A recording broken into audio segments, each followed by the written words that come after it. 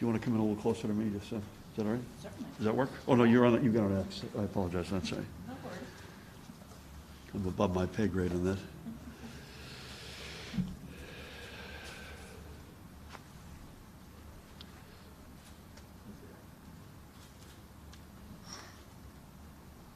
Good morning, everyone. Welcome to the New Jersey Statewide Traffic Management Center. I'm joined by our host, Transportation Commissioner Diane Gutierrez-Scacchetti. Diane, thank you for having us.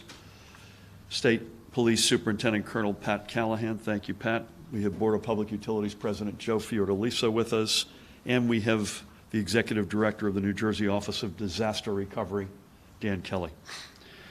Throughout the past 24 hours, we have been carefully tracking the nor'easter that is impacting our entire state. At current, the executive order I signed placing New Jersey under a state of emergency for this storm, effective 8 p.m. yesterday, remains in effect. In addition to signing that executive order, at 8 a.m. yesterday morning, Monday morning, Pat activated the state's Emergency Operations Center. We had a call at 11 a.m. You all had a call at 11 a.m. with FEMA Region 2. At 1 o'clock at our press conference, I mentioned that the storm was, with President Biden, was something that we were watching. And I think also at 1 o'clock yesterday, Pat, you had the 21 county OEMs on with the National Weather Service. So those are a series of the steps that we took yesterday. In addition, I have declared an 11 a.m. delayed opening for state government offices today to allow those employees who are back working in person ample time to travel safely. And let me just say this, use your common sense, folks. If you can't get to work safely and you work for the state, please work from home. The current forecast suggests this system will still be packing some heavy rains and sustained winds until the early hours of tomorrow before finally moving away tomorrow morning.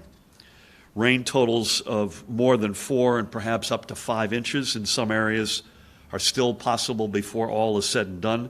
Most of the state is already well over 1 inch, and parts of the shore had exceeded 2 inches of rainfall by early this morning. There are active flash flood warnings and watches across the entire state. Right now, 10 counties are in a flood warning and 11 are in a flood watch. Those 10 are home to 6.3 million of our 9.3 million residents. And remember, where it rains, it can flood.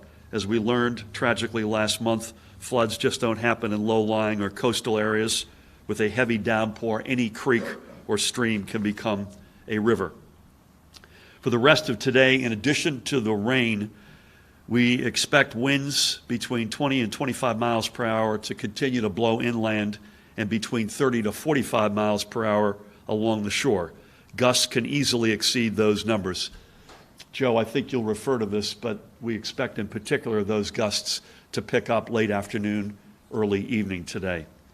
The entire coastline from Sandy Hook to the Delaware Bay is under a gale warning until 2 p.m. tomorrow, Wednesday. And given these winds, no one should be surprised if they lose power. There are roughly 3,200 outages reported right now. We expect that number was as high as about 4,000. It's come down. As long as it's not terribly windy wherever you live, that'll give the crews an ability to safely get you back in service. But we almost certainly expect that number to go up, and perhaps dramatically with the higher winds that are coming later in the day. If you do lose power, call it in immediately to your service provider, as these calls can help pinpoint where repairs are needed and where crews should be deployed. Don't assume your neighbor called it in. Call it in yourself.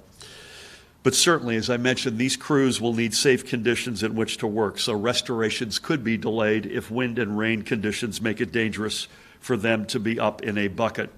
Joe and the BPU have been monitoring our electric service providers to ensure they are ready to respond quickly to any storm-related outages.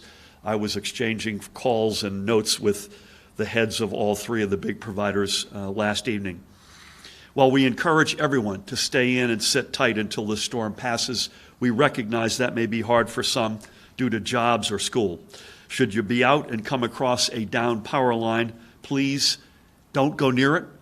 and immediately report it to emergency services. Again, do not try to approach it or drive over it. Under Diane, the DOT and its partner transportation agencies continue working together and are ready to go to keep our roads clear and open, especially if it means clearing or re-clearing storm drains in problem spots to keep roadways from flooding and creating an even greater hazard. We also thank and tip our caps to all first responders, state police right on down, and to the Turnpike Authority, county and local road crews who are doing the same. NJ Transit trains are currently running on or close to schedule with, I think, Diane, one big exception, and that's the Raritan Valley line. It shut due to flooding in Fanwood, then it reopened, then it was delayed because of a tree down. Now, based on high water in Bridgewater, the last I heard, it's now down again. So keep an eye if you're on the RVL. That's the one line that is in and out so far. Looking at bus operations, some north routes have flood detour routes in place, while south operations are not impacted. Again, while we would prefer everyone to stay in, we recognize that that may just not be possible. If you're out on our roads and come across a flooded section, please just turn around. Don't go ahead. Sadly, we lost too many people in Ida who went ahead. Pat, as of this AM, this morning, the New Jersey State Troopers, I had responded to 188 accidents and 81 motorist aid calls. There are weather-related delays on numerous roadways and periodic closures. Andrew, Route 23 is open, but that's been in and out this morning, right? Please remember the tragic lessons, again, learned from Ida. Flooded roads can have currents swift enough to wash a car and its passengers away. The Office of Emergency Management will continue to post regular updates at ready.nj.gov. That's my favorite place to go, ready.nj.gov. It's the one comprehensive site. And on their social media channels, which is Facebook. On Facebook, it's at Ready New Jersey, and on Twitter and Instagram, each at ReadyNJ. We will also keep everyone updated on our official state channels, including nj.gov on Twitter. We will continue to monitor conditions throughout the day, and we'll come to you with any additional announcements as necessary. Today is definitely a washout. And again, tonight we'll get, with a washout combined with that, some high winds. So please, please, everybody, be safe and use your common sense. With that, please help me welcome the Commissioner of the Department of Transportation and our host today, Diane Gutierrez-Scacchetti. Good morning. So as the governor said, when we started to get our forecasts in yesterday, the first thing that DOT did, along with our sister agencies at SJTA and NJTA, began the process of making sure that our field forces could be out clearing drains, making sure that our tree cutting equipment, generators, were all ready to go. In addition, New Jersey Transit began the process of looking through the system and determining pre-positioned locations for tree clearing activities with their crews. Early this morning, around 1 a.m., as rain increased in intensity, our crews at DOT started to get called in. We have 21 crews responding to about 25 incidents as of about 7:45 this morning. I think the best way to characterize flooding is it can be intermittent based on the rainfall. So a road that is open now can be closed later. It could reopen and be closed again. It's a very, very dynamic situation. And the best thing folks can do, as the Gov said, is to stay close to ready.nj.gov, NJDOT. It's actually New Jersey DOT on Twitter. We will be posting messages there so you can keep up with what is happening. New Jersey Transit is running a regular train schedule right now, except for Raritan Valley line. Buses in South Jersey have been relatively unaffected, but in North Jersey, they are using their predetermined flood routes for areas that they know are susceptible to flooding. So I think from a transportation standpoint, it's important for me to tell all of you that we did have this morning a crew responding to an accident on 287 when one of our trucks was hit and the driver of that truck suffered minor injuries. I cannot emphasize enough, and I think the Colonel will join me, in making sure we obey the move over law in New Jersey. If you see active lights on a shoulder on the roadway, you have to slow down or you have to safely move over one lane. In this weather, obeying the posted speed limit is important. There can be ponding water on a road that can cause you to hydroplane. we're getting a lot of water. It's kind of coming over a long period of time. But if you have to be out driving, it has to be safety first. And so, maintaining your posted speeds, making sure that you're driving attentively, driving with respect for those who work on the road is going to be key. It's key every day, but it's certainly key today as we have so many more incidents, as the governor said, where our troopers are out responding to incidents, to make sure that my message can only be that you move over or slow down. These folks, just treat them like they were your family, and you want to make sure they get home tonight. So be mindful that the road conditions will change. Ready.nj.gov, New Jersey DOT on Twitter, you'll see our messages, and NewJerseyTransit.com for up-to-the-minute changes in the rail and bus schedules. Thanks, Gov. Thank you, Diane, and a very good message to everybody. Please, please give first responders, road crews ample space to safely do their jobs. Thank you. With that, please help me welcome the Superintendent of the State Police, Colonel Pat Callahan. Thank you, Governor. Morning, everybody. I'll echo both the governor's and commissioner's remarks.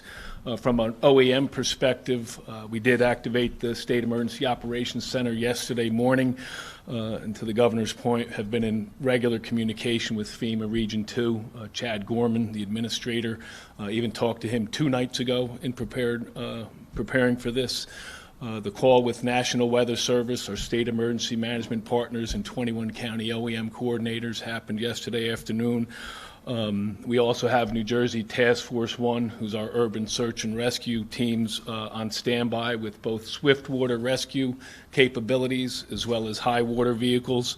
Our Emergency Response Bureau troopers are embedded in all 21 counties, EOCs. To the governor's point, the fact that 10 of our counties with over 6 million Jersey residents are under that flood warning is a concern to us, and the other 11 counties under the watch. But our troopers are out there in that Emergency Response Bureau component. Governor mentioned our accidents and aids, and I will just close and reiterate, not only troopers, first responders, ambulances, tow truck drivers, DOT crews, they're out there to make sure people get to and from where they're going safely. And to the commissioner's point, slow down. If you can move over safely, move over. We've lost too many people because folks have not slowed down and not moved over. And on a day like today, it's especially important to do that to make sure that they go home at the end of their shift. Thank you. Thanks, Gov. Thank you. Thank you, Pat. Amen to all. Last but not least, please help me welcome the President of the Board of Public Utilities, Joe Fiordaliso. Thank you, Governor. I think we have to realize that every storm is unique, and we're not looking outside and seeing Ida today. However, every storm has to be taken seriously. We're seeing intervals of rain showers during the course of this morning so far, which has given utility crews the opportunity to stay ahead of outages. Keep in mind that these outages are going to fluctuate during the course of the day. But as long as the winds stay below 40 miles an hour, the crews will be able to get up in bucket trucks and stay ahead of the outages. Right now, we're seeing an uptick in some outages in South Jersey. The number the governor gave you is right on target at this point, but again, keep in mind they fluctuate. We're expecting late this afternoon into the evening that the winds will pick up. And once that does happen, the potential is there, of course, that there are going to be considerably more outages. So we ask for your patience. We certainly don't want to put utility crews up on bucket trucks in a dangerous situation. And if there are winds that exceed a certain level, that could be dangerous. So please be patient. Let the utilities know that you're out of service, as the governor mentioned, because they don't know that unless you tell them. And I think it always requires repetition. If you see any down wires, don't go near them. Tragically, over past storms, we have had residents who have touched live wires and unfortunately died. So again, as the governor always says, use common sense.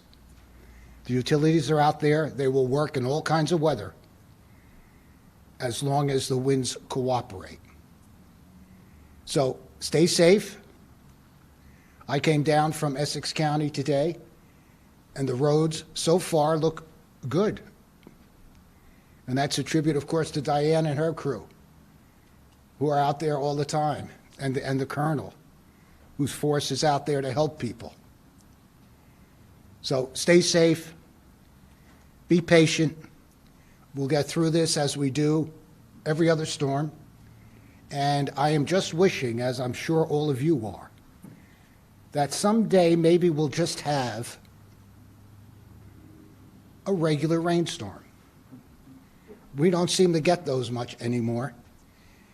And that's something I think the president talked about yesterday and our governor talked about yesterday.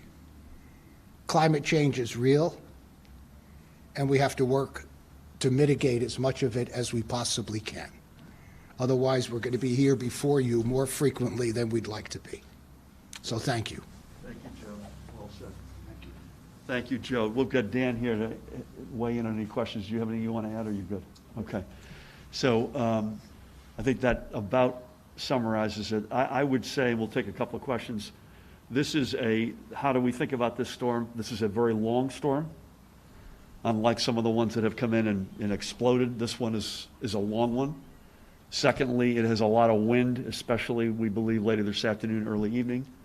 And thirdly, as the National Weather Service said countless times yesterday and on calls, it has a lot of unpredictability. So those are three fairly significant variables that are associated with this one. So stay tuned, folks. Use your head. If you can, stay off the road, stay home, stay safe, and if your power goes out, make sure you call it in. Anybody? Brett, you got anything? You're good. Yeah. How much did you mention the tragedy of Ida? How much did that storm affect how you looked at this one and declaring a state of emergency when you did? We learned, we do a postmortem on every storm, but every storm's unique. I think Joe kind of alluded to this. So this one has the attributes that I just went through a second ago. A very long storm. When I say long, the amount of hours literally that's over our state. Significant amount of rainfall, up to 4 or 5 inches. Very significant potential winds, particularly along the shore. And when the National Weather Service says it is an unpredictable storm, I believe both Mount Holly and up north have said that. Those are the ingredients on this storm. And again, while you learn from other storms, you have to accept that Mother Nature comes with a unique approach each time, and that recipe led us to make the decision we have. But did Ida affect your thinking on this one at all? Just what I said. Most importantly, it's the components of this one: 4 or 5 inches of rain, 36 hours of rain, high gusts, unpredictability, a lot of concern right now on the shore. That cocktail is one we don't like the looks of, which is why we're here. Governor, Who is that? are you surprised? Alex. Are you surprised that weather and storm response has become an issue in the governor's race? And is your declaration of a state of emergency at 8 p.m. last night ahead of the storm an admission that you were wrong on Ida and should have declared it earlier? Yeah, it has. I think I've already answered the question, but politics is never a factor here. It isn't a factor in the pandemic. It isn't a factor in weather. Our job is to save as many lives as possible. So I think I've answered why we've done what we've done. We also, by the way, we debated whether or not we should have this press gathering in the morning or later on today or even tomorrow morning. We are doing this. We're in the middle of the football game right now. So you may hear from us again on this one. This one is, again, it's a long storm and with significant parameters in terms of rain, potential flooding, high winds, unpredictability. So again, I want to use 2 good questions to reiterate to folks: please use your common sense, and if you can, stay home. I think with that, on behalf of our host, Diane, thank you. Pat, Joe, Dan, the rest of the team. Folks, ready.nj.gov is where I would go if you had comprehensive questions. njtransit.com would be for rail and bus. Stay safe, use your common sense, and God bless you all. Good.